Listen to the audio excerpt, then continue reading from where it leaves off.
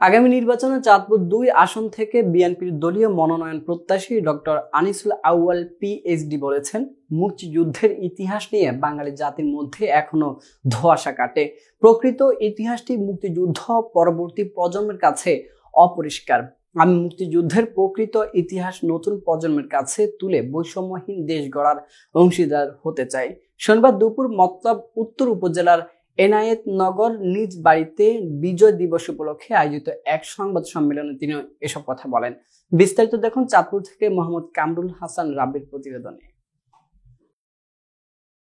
আনিসুল আউয়াল আরো বলেন, আমরা যদি মুক্তিযুদ্ধের সঠিক ইতিহাস নতুন প্রজন্মের মাঝে ছড়িয়ে দিতে পারি, তাহলে প্রত্যেকেই এক একজন মানুষ থেকে নাগরিক হয়ে উঠবে। আর রাষ্ট্র উন্নয়নের নাগরিক খুবই অভাব।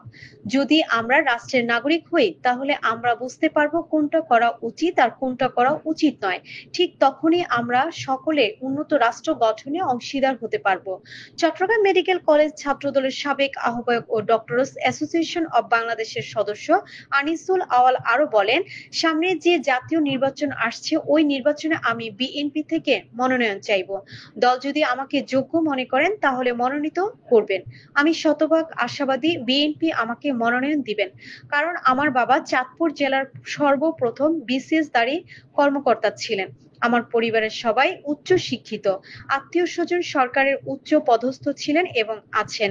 আমার কোনো ব্ল্যাক স্পট নেই।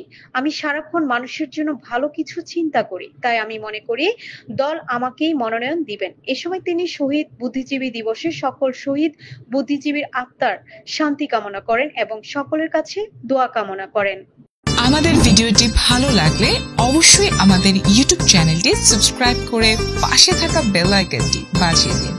এছাড়া আমাদের ফেসবুক পেজে লাইক দিয়ে পাশে থাকুন। ভিজিট করুন আমাদের ওয়েবসাইট। ধন্যবাদ।